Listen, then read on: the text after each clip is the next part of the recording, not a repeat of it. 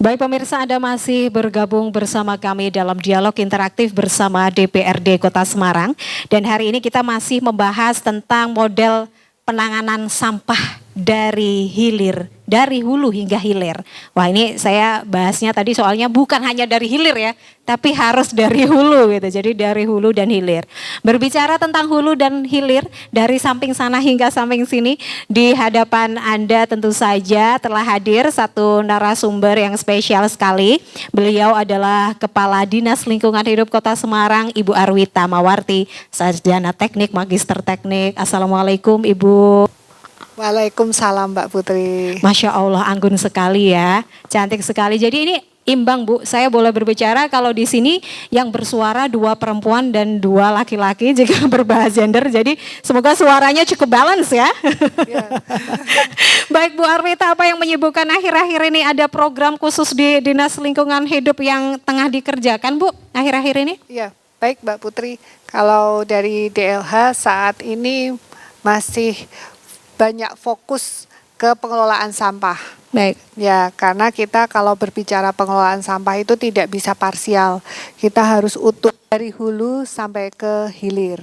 Nah, dari hulu adalah upaya-upaya melakukan pengelolaan dari timbulan tempat sampah itu ditimbulkan. Dari aktivitas-aktivitas yang dilakukan oleh warga, oleh masyarakat. Jadi kita upayakan bahwa penanganan sampah, pengelolaan sampah di hulu adalah upayanya pada pengurangan sampah. Yes, yes. Begitu. Kemudian di hilirnya tentunya itu pastinya di TPA. TPA itu sebetulnya kalau singkatannya adalah tempat pemrosesan akhir. Nah, berarti yang dilakukan di TPA itu harus ada upaya pemrosesan, harus ada upaya pengolahan. Baik. Nah, saat ini memang pemerintah Kota Semarang juga sedang berkonsentrasi di hilirnya itu. Okay. Yang terutama dengan adanya surat edaran dari Kementerian Lingkungan Hidup bahwa tahun 2002 sudah tidak diizinkan open dumping. Nah, dengan sudah tidak diizinkannya open dumping berarti pemerintah harus concern penanganan hilirnya ini seperti apa. Ya, Oke.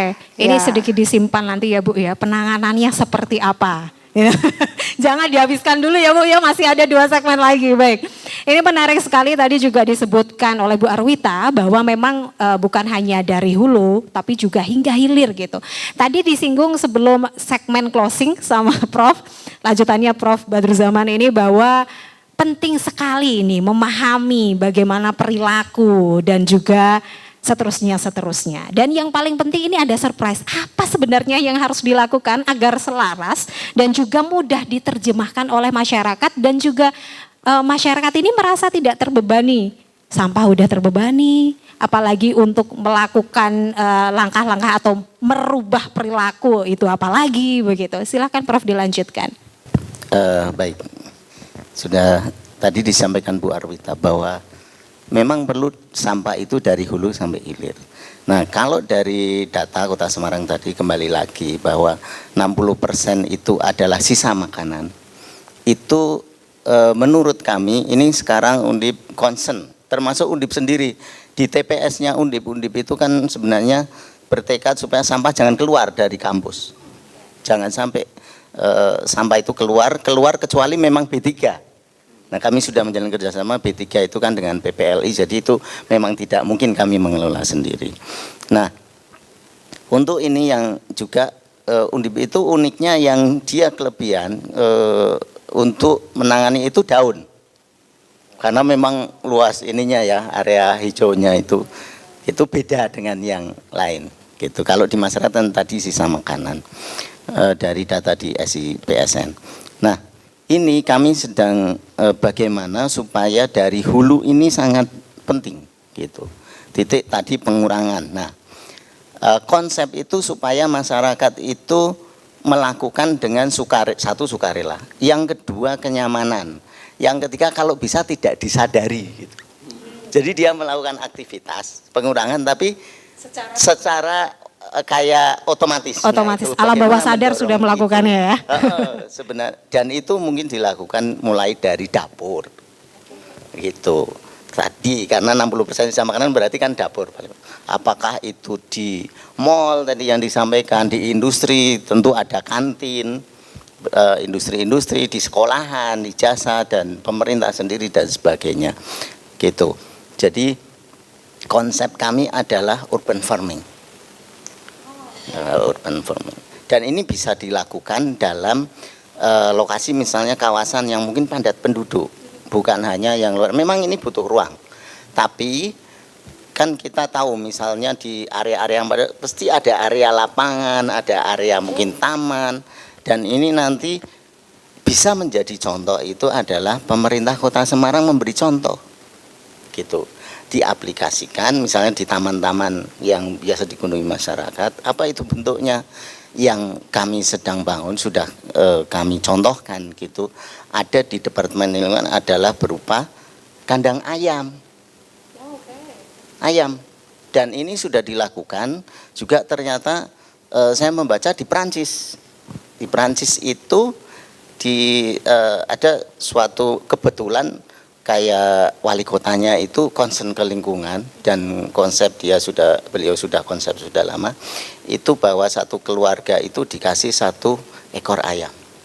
Nah kalau dari hitungan kami, saya sendiri menghitung perkirakan itu 1 orang 1 ayam. Jadi kalau di keluarga saya itu karena anak saya 4 jadi 6 gitu ya. Saya tidak pakai pembantu. Maaf bukan ART gitu.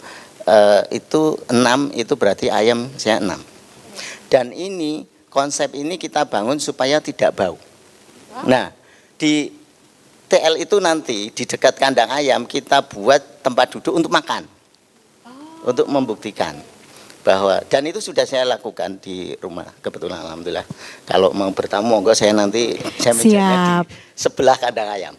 Jadi hiburannya suara ayam dan itu ternyata kami ini sudah mulai dosen sudah sekarang pada bangun itu dengan konsep itu dan ini akan diluarkan di Fakultas Teknik sudah di program SDGs-nya Undip karena berkaitan dengan green metric yang harus dipertahankan di setelah UI itu selalu itu kita sudah 4 kali kan.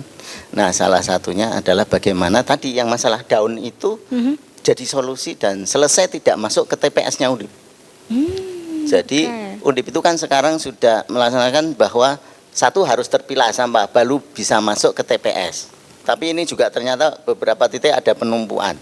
Nah terutama daun tadi. Nah daun ini akan kita selesaikan dengan konsep tadi urban. Wow menarik ya. Jadi ini tidak hanya melibatkan secara tidak sadar tadi ya, secara sukarela gitu Pak Suarsono, tetapi juga binatang juga.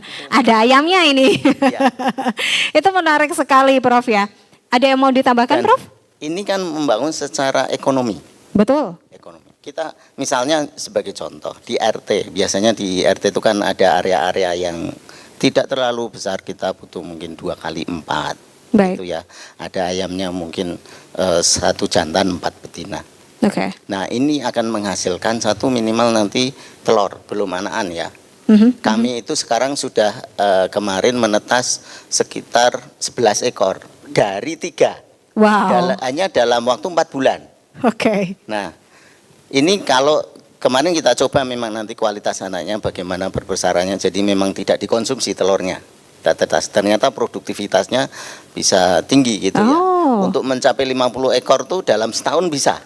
Baik. Dari 2 betina 1 jantan. Siap. Nah, nanti kita lanjutkan lagi Prof.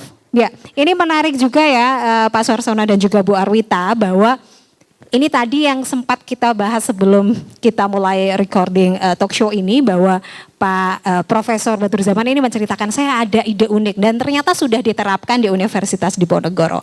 Kalau kita kembali lagi dari perspektif DPRD, ada nggak sih Pak ini Pak Suarsono peta jalan legislasi gitu ya dari DPRD Kota Semarang khusus untuk melihat regulasi ini khususnya juga untuk pengurangan sampah dan juga seterusnya.